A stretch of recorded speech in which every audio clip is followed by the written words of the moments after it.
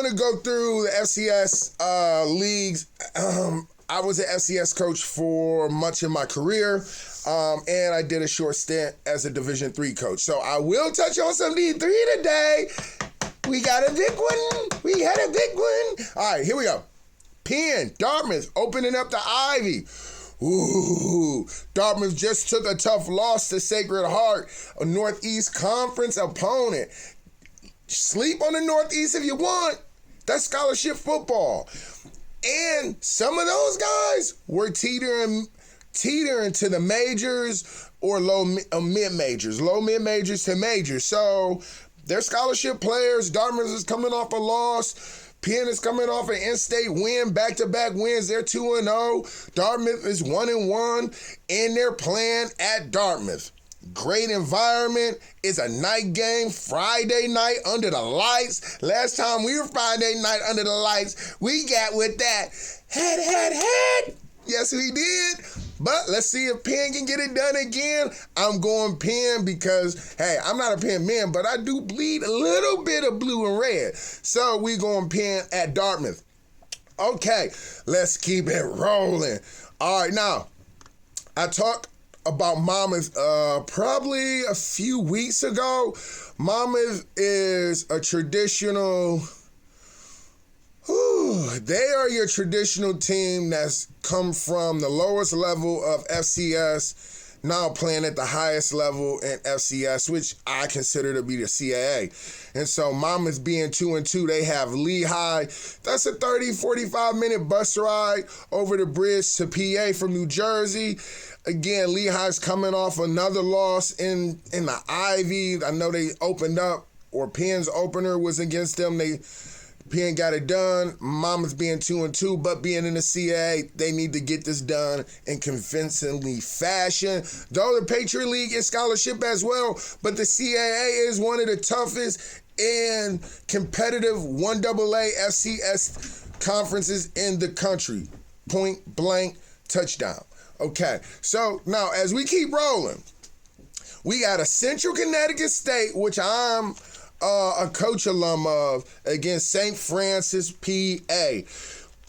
Listen, Central is down, but Central was playing a lot of up games, okay? Yes, they did lose. They did lose their open conference game. And they lost it to the shoe. Sacred Heart University, that is. But it's a tight race and it's a long season. So I'm going Central Connecticut over St. Francis. And here's what I can tell you. They're going to St. Francis, PA, which is in the middle of nowhere. You lose in the middle of nowhere. Trying to come back to civilization is almost pointless. I'm just telling you, because it takes you forever to get back. And by the time you get back, you should have been clear on everything you've done wrong. You should have thrown your own flag. You should have healed yourself, comfort yourself, because that's a long bus ride home. So I hope that you can take that bus ride home victorious. I'm going Central Connecticut State over St. Francis. Okay, we have the Ivy League of the HBCUs, Howard University, going up against the real Ivy League of white culture, I guess. Is that okay to say? Well, it was founded by white people, so that's true, but Howard was probably founded by white people too. Hey, listen, I don't know any of this. It's not empirical data or facts, so let me move on. I'm going Howard over Yale. Hey, though they are playing at Yale, and New Haven may look a little bit like Maryland, or is Howard? No, Howard is in Bmore, right? Or Atlanta. It doesn't matter. I'm going Howard. All right, shout out to Marist College up in Poughkeepsie, New York. Yes, the Poughkeepsie Killer. Y'all don't know nothing about that. The Poughkeepsie Tapes, y'all know nothing about that either? Well, I do. If Marist, they got a home game against St. Thomas. I know the head coach over there in Minnesota, St. Thomas, Minnesota. So I'm going Marist. I know both coaches' staff, but that 3-3 stuck with a monster is serious. And that's where I'm going. All right. Another big one. Princeton, Columbia. Both of them undefeated. Ivy opener. Yes, these are the two teams that have been picked to win the Ivy. The Ivy can end weird based on who wins, who loses. Okay? But you got Coach Bags over there. Columbia has been a doormat of the Ivy League for years. And they haven't quite got it right up until about 5 years ago. And when I tell you got it right, they are in a conversation at the tail end every year. And you're talking 10 quick games. 8 conference. So you got to figure it out in your 2 outings before you get in conference. And then these 8 games, they happen like that. And at the tail end, it's only 1, maybe 3 standing sometime. Like, we've had a 3-way tie, had a 2-way tie. All of them suck. But, hey, a winner's a winner. And so I wish these 2 teams the best. Princeton Columbia is in Columbia. Columbia is in Manhattan. And it is in Harlem. They thump in Harlem. They play in Harlem. And so let's see if them Princeton boys, pinkies up, can come to Harlem and get it done. I'm going Columbia. All right, we got Cornell, Colgate. Colgate took a tough loss to UPenn, but rebounded and getting a W a week ago. They have Cornell being 1-1, and they're playing it in the cold tundra of New York. Both teams are in New York. One is in the Bing, and the other is in Hamilton. They actually border each other. I think they're both in Hamilton to some degree. Well, I shouldn't say that. I think Cornell is in the cold part of New York. I'm going Colgate. All right, we got Holy Cross over Harvard. We going with the H's, and this is Coach Hall. And I want to tell you, Holy Cross is 4-0. And the last time I remember Holy Cross battling with Harvard, Holy Cross got a W. Yeah, they did. Check that. At least 2 years ago, maybe 3 years ago. Last time I knew the staff at Holy Cross, we talked. I had nothing to do with their win. And everything I said to them, I'll say to you. If you can get Harvard in 4 quarters, you got a shot. If you can't get them in 4 quarters, they done iced you before the second quarter's over, and they getting their young pups some spin.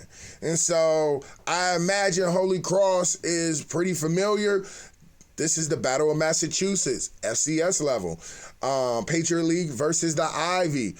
All right, and then we got Sacred Heart. You know, I am doing shout-outs to individual players on my social handles. More importantly, because, look, I see you out there grinding. I see you out there making a difference on your squad. And so if you're making a difference, I'm going to share whatever your program sends out about you. I will tag you, and I also will share it to your program, period. Like, I am in a I see you culture. I am in a let me pour into dudes who are doing it right culture. I am not going to retweet someone getting beat, although it's all relative, because if someone is getting money at receiver, someone getting beat. So that's not my point. My point is Sacred Heart's on fire, and I think they should go on and get after Norfolk. It is in Fairfield, Connecticut. Another team, the school is in Fairfield. They play in Bridgeport. Bridgeport's the hood. Fairfield is luxury hood. Yeah, whatever. However, I don't know. Yeah, I thought something clever would happen. It didn't happen. All right, moving on. All right, yes. Now, this game we talked about on the Mannix Brothers, because this game was important because Maine got something to say. Villanova from Philadelphia coming up here to Bangor, Maine. It's a hard trip, long trip. Good news for Villanova, they catching UMaine in October or September. You catch UMaine in November, you got a real problem on your hands. The other good news for Villanova is UMaine is coming off a competitive loss to Boston College. Hopefully they did not get too beat up. And they can come out and perform and get this W. I'm going to go on a limb and say that Black Bear is hungry. And that wild Villanova cat got to travel north. Coach Stevens, first year. I'm going UMaine. I'm going UMaine. Nova, they're 0-1 in conference, so they gotta come up here. They're a little wounded, but it's a different wound because it is a conference wound. Maine is wounded, which is a different wound because it's an ACC wound. So I think all things are not the same.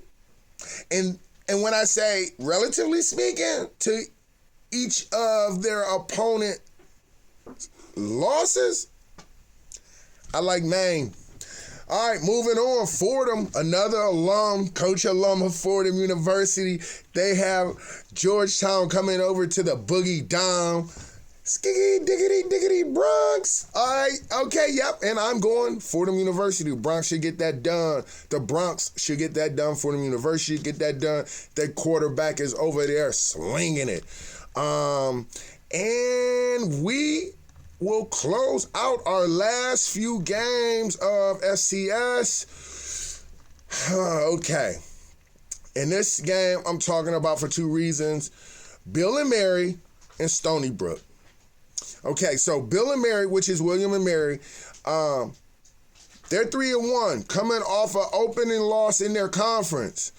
Stony Brook is 0-3, and I'm saying this is a pivotal game for Stony Brook to kind of right that ship and get it going in the right direction. 0-2 in conference is not a good start in the CAA.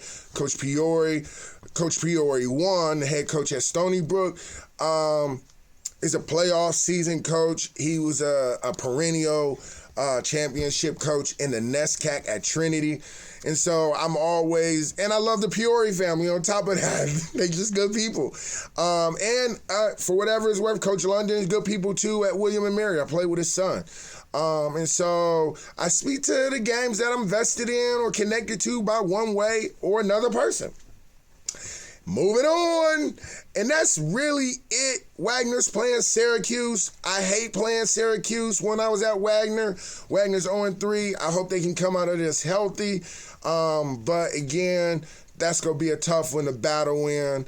And so with that, guys, I just want to say stay healthy, stay prosperous, give great effort. This is Catch Up with Coach, the FCS 1AA edition. All right, now we'll move in and really just tackle one more conference. That conference that we're going to tackle really is going to be the NESCAC.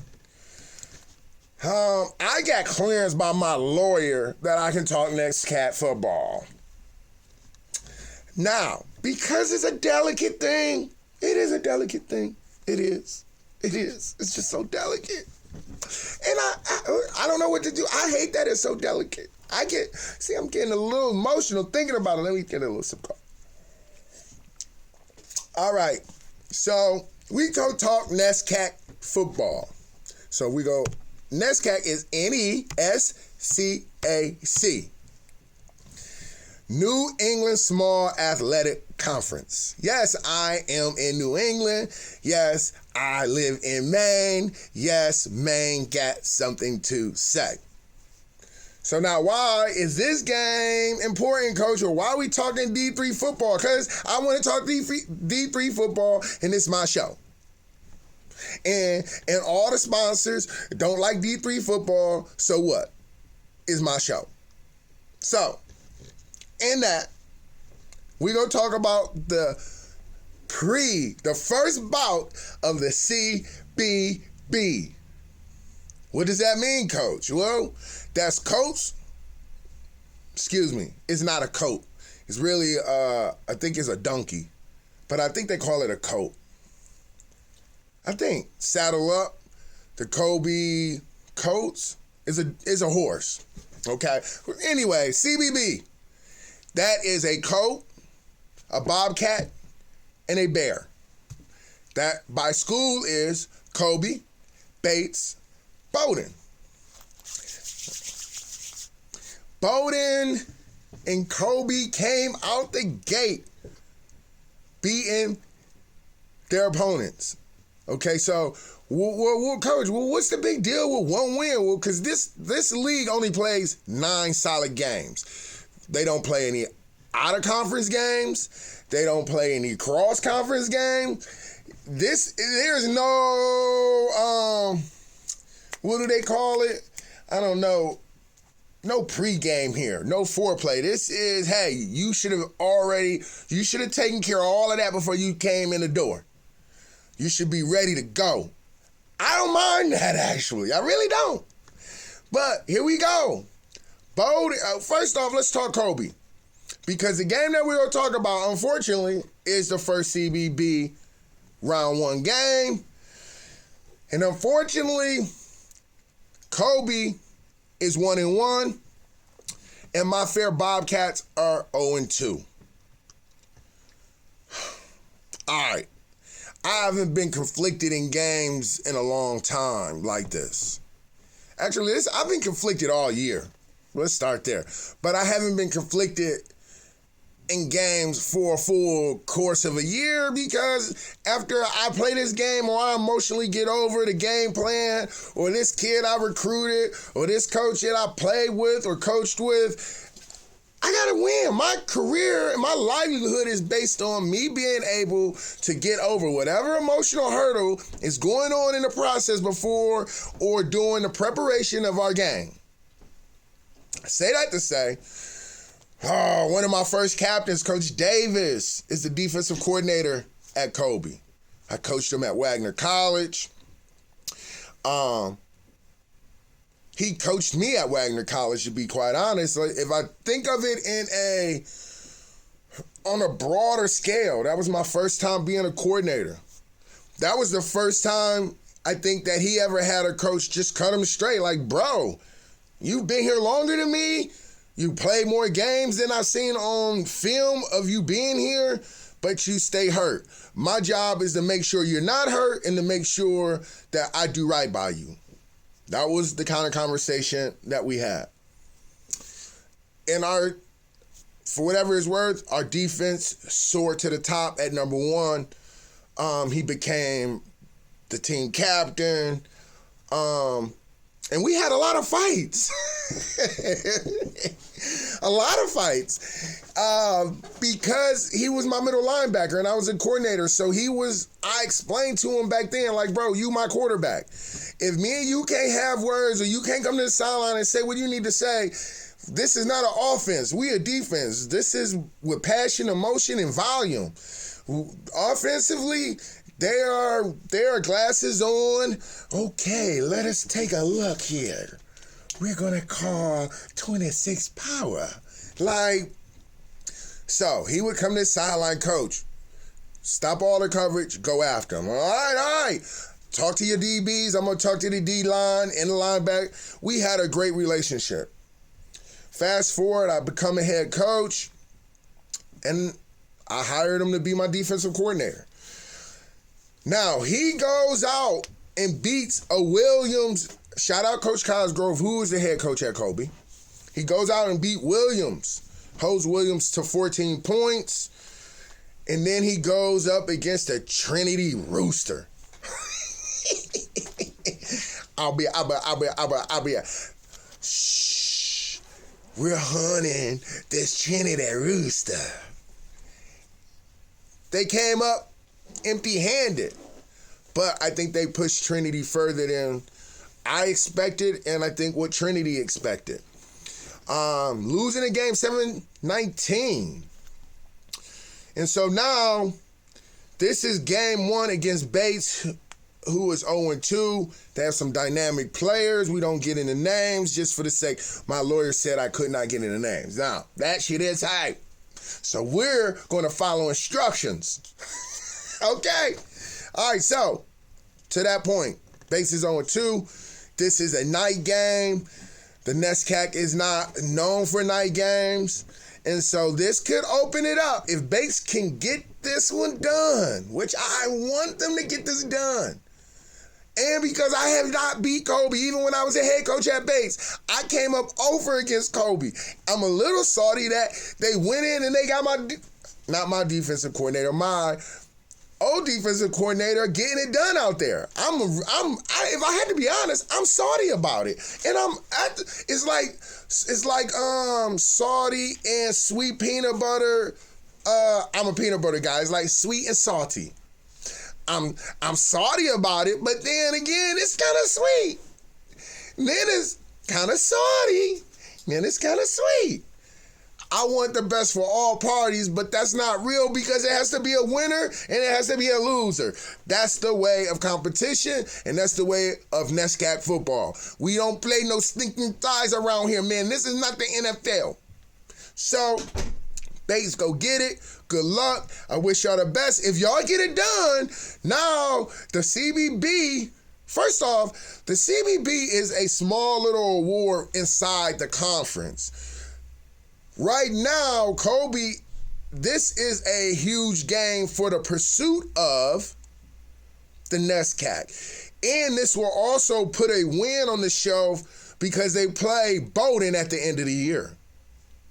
Now, we talked about it. Kobe, Bates, go get it done. I'm conflicted. I want y'all to get it. I want y'all to win. I want y'all to get back on track and try to compete for the CAC. We called it the NESCAC. The CAC. You know what I mean? The Cadillac. The CAC chip. Anyway, so shout out to Kobe Bates, round 1 of the CBB. I wish you guys all the best. Be safe. And go hard. Empty the tank. It's time to eat. Empty all tanks. Walk away empty. No matter what you do, walk away empty.